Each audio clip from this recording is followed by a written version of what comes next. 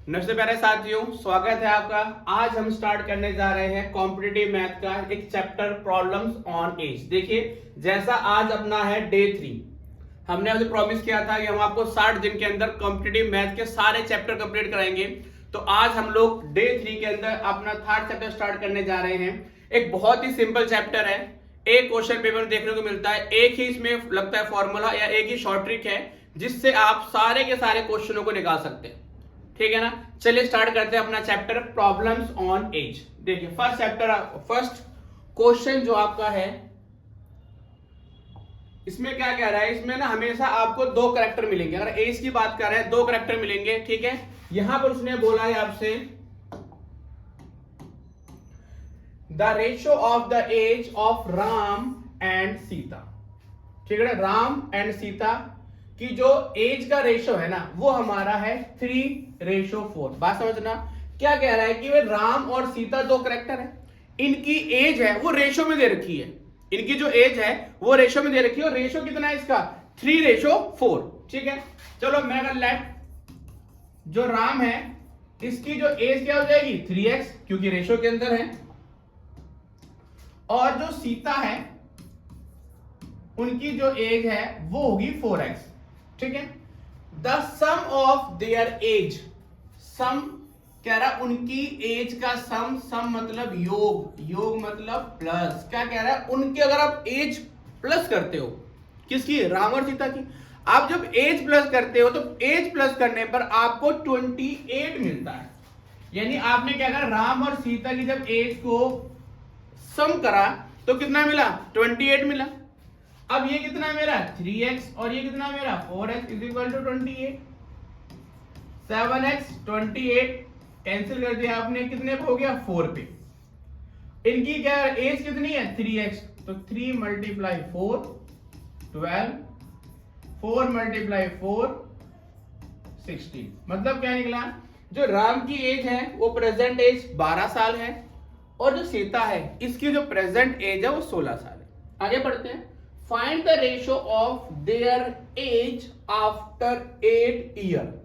उसने बोला है कि आज से 8 साल बाद, तो प्लस या माइनस, ऑब्वियसली प्लस करेंगे। अगर पीछे पूछता तो माइनस करते, और आगे पूछ रहा है, फ्यूचर में पूछ रहा है, तो हम क्या करेंगे, एज को प्लस करेंगे। ठीक है, अब उसने बोला 8 साल बाद, तो हमने दोनों में 8 प्लस कर दिया। तो जो राम पहले 12 साल का था अब वो 20 साल का हो गया है, और सीता जो 16 साल की थी अब वो हो गई है 24 साल की। पर उसने क्या बोला है, कह रहा फाइंड द रेशो। उसने एज नहीं पूछी, उसने दोनों का रेशो पूछा है। तो रेशो क्या करेंगे, दोनों को आमने सामने रख देंगे। अब ये कट रहे हैं, 4 5 जा 4 6 जा, यानी कि 8 साल बाद उनकी जो एज का रेशो होगा वो रेशो होगा 5:6। आई बात समझ में। क्वेश्चन में अगर सम कह रहा है तो प्लस कर देंगे, डिफरेंस कह रहा है तो माइनस कर देंगे, मल्टीप्लाई कह रहा है तो मल्टीप्लाई। आई बात समझ में। वो आपको कुछ ना कुछ देगा आपको, ठीक है, कि क्वेश्चन में क्या दिया हुआ है। आगे देखिए, समझ आया क्वेश्चन ये। चलिए नेक्स्ट क्वेश्चन लेते हैं इसका। नेक्स्ट कह रहा है आपका the ratio of Anupama age to the age of her mother is. अब ये फिर दो कैरेक्टर आ गए, एक अनुपमा है और एक उसकी मदर है। आपको सारे क्वेश्चन में दो कैरेक्टर मिलेंगे, सारे क्वेश्चन में ध्यान रखना।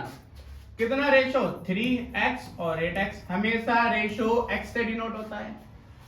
The difference of their age, अब उसने बोला डिफरेंस कि भाई जो मदर और अनुपमा की जो डिफरेंस एज है, कितना डिफरेंस है 35।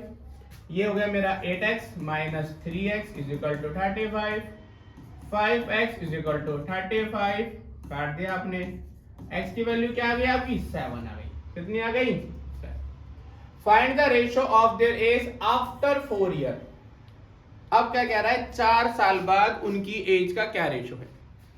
पहले जो वो तो निकाले प्रेजेंट एज, 3x था, 3 मल्टीप्लाई 7 21, 8 मल्टीप्लाई 7 56। उसने बोला है 4 साल बाद, तो 4 साल बाद जो 21 साल का वो 25 साल का हो जाएगा, और जो 56 साल का वो 60 साल हो जाएगा।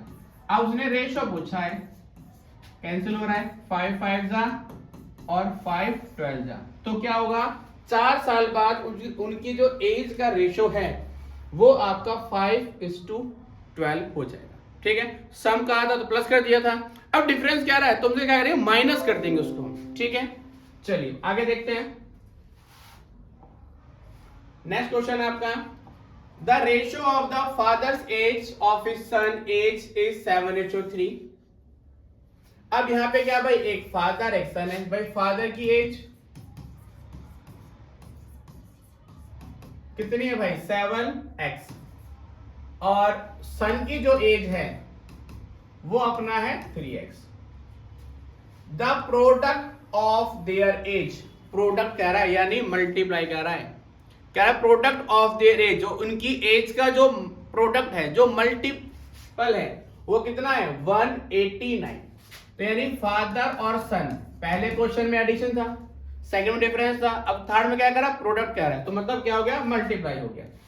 189 7x मल्टीप्लाई 3x 189 कितना 21x या x स्क्वायर, x स्क्वायर, क्योंकि हम क्या करेंगे x को x से कर रहे हैं, पीछे हम प्लस या माइनस कर रहे थे तो हमारा स्क्वायर नहीं हुआ था, लेकिन मल्टीप्लाई करने पर जब भी x से मल्टीप्लाई करेगा तो x स्क्वायर बनाएगा। तो यहां पर क्या कह रहा है 7 3 21, अब ये x से मल्टीप्लाई तो x स्क्वायर बनेगा।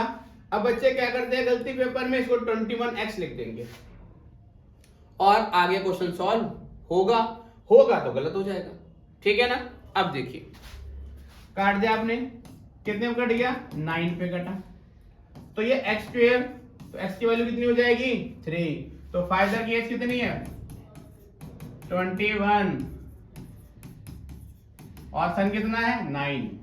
Find the ratio of their age after 3 year, फिर वही बात 3 साल बाद, तो उठा के प्लस कर दो, 3 साल बाद ये हो जाएगा 24 साल का, ये हो जाएगा 12 साल का, तो 24:2 काट दिया आपने, तो क्या रेशो हो जाएगा 2:1, यानी कि 3 साल बाद इनकी एज का जो रेशो होगा वो हो जाएगा 2:1।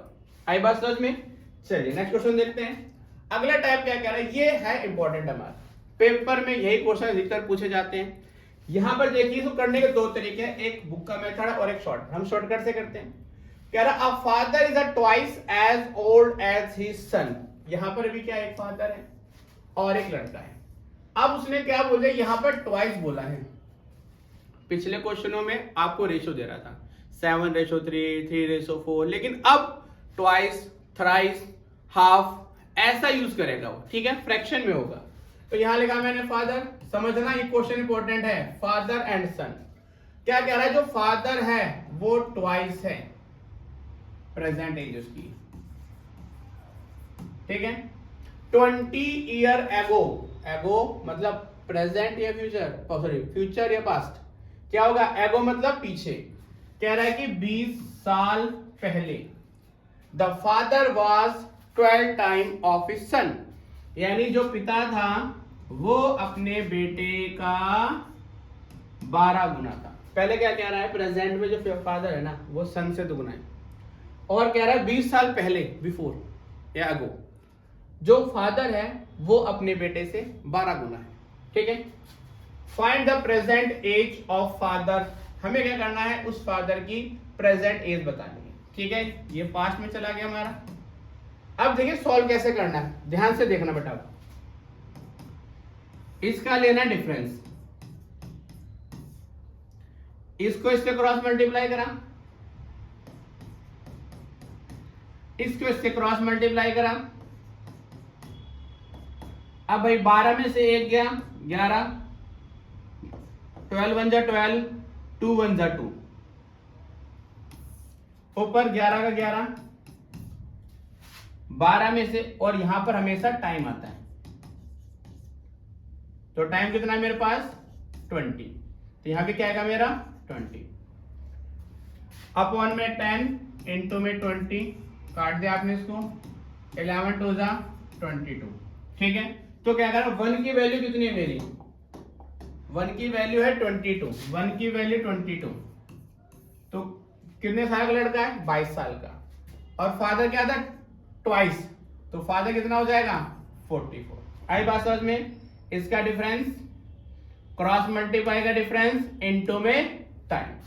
आई बात समझ में? ये आपका लास्ट मेथड था और ये चैप्टर खत्म। ठीक है, अब कुछ क्वेश्चन और देखते हैं। अगला क्वेश्चन लेते हैं। क्वेश्चन नंबर 5 क्या बोले बेटा? The age of Mahesh is 4 time the age of his son. अब एक महेश है और एक उसका लड़का है। क्या कह रहा है? 4 टाइम कह रहा है वो। पीछे क्या था? ट्वाइस बोला था, अब कह रहा है 4 टाइम्स। तो यहां पे 4 और यहां पे 1। ठीक है, आफ्टर 10 ईयर, आज से 10 साल बाद, तो प्लस में टाइम, हमें यहाँ पे टाइम लिखना है। ठीक है, प्लस माइनस कोई फर्क नहीं पड़ता। अब कह रहा है 10 साल बाद the age of Mahesh will be only twice. कितनी हो जाती है उसकी? ट्वाइस हो जाती है, दुगनी हो जाती है। तो प्रेजेंट एज 10 साल बाद क्या होगी? फ्यूचर की एज।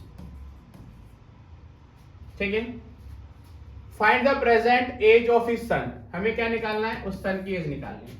सिंपल, इसका डिफरेंस क्रॉस मल्टीप्लाई 2 1 जा 2 इनटू में टाइम 1/2 10 कितना आ गया?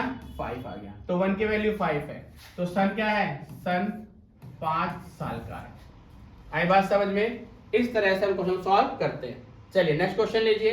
अब नेक्स्ट क्वेश्चन क्या कह रहा है? नेक्स्ट क्वेश्चन कह रहा है वही 7 कह रहा है 5 ईयर अगो। क्या कह रहा है? 5 साल पहले the age of man was 7 time the age of his son. क्या कह रहा है भाई? 5 साल पहले ना जो एक आदमी है उसकी जो एज है वो अपने बेटे से कितनी है? 7 टाइम है। ये हो गया मैन और ये हो गया सन। कितने भाई? 7 टाइम है। कितने साल पहले कह रहा है? 5 साल पहले कह रहा है, तो माइनस। ठीक है, अब 5 साल पहले तो क्या हो गई? ये पास्ट की एज हो गई। ये होगी उसकी प्रेजेंट की एज। ठीक, the age of man will be 3 times. अब क्या कह रहा है? जो आदमी है उसकी एज 3 गुना हो जाती है 5 साल बाद। तो ये 5 साल बाद कितनी हो गई? 3 गुना हो गई। तो ये भाई फ्यूचर में चला गया हमारा, ये हो गया हमारा प्रेजेंट। यानी यहां पर वो पर्सन है कह रहा है 5 साल पहले जो मेरी एज है ना वो मेरे बेटे से 7 गुना है, और 5 साल बाद मेरी जो एज है वो मेरे बेटे से 3 गुना है। तो भाई हमारी प्रेजेंट एज बताओ। वही सेम है। अब टोटल कितना डिफरेंस है टाइम का? 10 का डिफरेंस है। डिफरेंस कितना है? 3 - 1 7 मल्टीप्लाई 1 7 1 जा 7 3 1 जा 3 इनटू में टाइम कितना डिफरेंस है? 10। 3 - 1 कितना हो गया? 2। 7 - 3 कितना हो गया? 4 इनटू में 10। 2 1 जा 2 2 जा 4 2 5 जा 10 कितना आ गया? 5 आ गया। अब देखिए जो सन कितने साल का होगा? 5 साल का, और मैन 7 टाइम, तो कितना हो गया? 35 का। ठीक है, हमेशा जो भी रेशियो आता है हमारे फर्स्ट इक्वेशन का आता है। तो 1 की वैल्यू 5 है और 7 मैन है, तो 7 5 जा 35। कह रहा how old the man and his son now. अब भाई 5 साल पहले वो 5 साल का था। 5 साल पहले 5 साल, तो आज कितने साल का होगा? 10 साल का तो होगा भाई। 5 साल पहले 5 साल का था। अब आगे आ जाओ, 5 प्लस कर दो। 5 साल पहले कितना था? 35 साल का था। अब कितने साल का हो गया? 40 साल का हो गया। ठीक है, तो कितनी एज आ गई भाई? जो मैन है, मैन की जो एज है वो 40 ईयर है, और जो सन की जो एज है वो आपकी 10 ईयर है। आई बात समझ में? हो गया सॉल्व क्वेश्चन आपका ये। ठीक है, ये क्वेश्चन ज्यादा इंपॉर्टेंट है कि उसने बिफोर आफ्टर दोनों पूछ रखे हैं, पर स्ट्रक्चर वैसे काम करेगा, उसमें कुछ अलग नहीं है। आगे देखिए,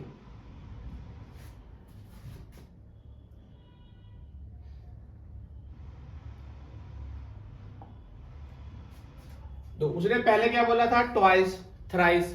अब उसने क्या दे दिया लिखकर? आपको सीधा रेशो लिख के दे दिया। The age of Ram and Mukta are in the ratio. Ram और मुक्ता रेशो कितनी है? 3:5। 9 आफ्टर 9 ईयर, 9 साल बाद द एज विल बिकम 3:4। कितनी हो जाएगी 3:4 हो जाएगी। What will be their present age, difference cross multiply 3 5 जा 15, 3 4 जा 12 इनटू में टाइम। अब 4 में से 3 गया तो 1 बचा, 15 में से 12 गया तो 3 बचा और ये 9 बचा। ठीक है, अब क्या कह रहा है, कितनी एज बताई उसने, 3 5 जा मुक्ता 15 साल के है और जो राम है वो 9 ईयर का है हमारा। ठीक है, आई बात समझ में। तो उनकी प्रेजेंट एज कितनी है भाई, राम की है 9 साल और मुक्ता कितनी है 15 साल। आई बात समझ में। इस तरह से आपके सारे क्वेश्चन सॉल्व हो जाएंगे, बिल्कुल आसान चैप्टर है। बस यही ग्राफ याद रखना है, क्रॉस सबसे नीचे इसका डिफरेंस लेना है, क्रॉस मल्टीप्लाई। ठीक है, इस तरह से हम कर सकते हैं और ये चैप्टर आपका खत्म हो चुका है। इसमें से कोई भी क्वेश्चन है जो आप नहीं कर सकते, ऐसा नहीं हो सकता, क्योंकि सिंपल चैप्टर है। आई बात समझ में। ठीक है, आज हमारा डे 3 कंप्लीट हो गया और आज हमने 3rd चैप्टर कंप्लीट कर लिया। होप्स तो आप प्रैक्टिस कर रहे होंगे। जब तक आप प्रैक्टिस नहीं करेंगे, जब तक आप मॉक सॉल्व नहीं करेंगे, जब तक आप घर पे 3-4 घंटे मैथ प्रैक्टिस नहीं करेंगे, तब तक कुछ नहीं होने वाला। सिलेक्शन का मतलब है पढ़ना पड़ेगा। दिन में लोग 10 घंटे पढ़ते हैं, 12 घंटे पढ़ते हैं, 3 घंटे पढ़ते हैं। डिपेंड करता है कि आपके जो कॉन्सेप्ट है वो कितनी जल्दी क्लियर हो जाते हैं, और उसके लिए आपको प्रैक्टिस करनी पड़ेगी। प्रैक्टिस आप करेंगे तभी आपके क्वेश्चन सॉल्व होंगे, अदर क्वेश्चन सॉल्व होने वाले नहीं है। तो अगर क्वेश्चन आपको मैं हर टाइप का एक करा रहा हूं, तो जिम्मेदारी आपकी बनती है कि आप बाकी क्वेश्चनों को घर पे कोई सी बुक उठा लो, आप उसमें से प्रैक्टिस कर सकते हैं। आई बात समझ। अगर कोई क्वेश्चन नहीं समझ आता तो आप मुझे डीएम कर सकते हैं, मैं आपको उसका सॉल्यूशन प्रोवाइड कर दूंगा। आई बात समझ में। चलिए, गुड बाय।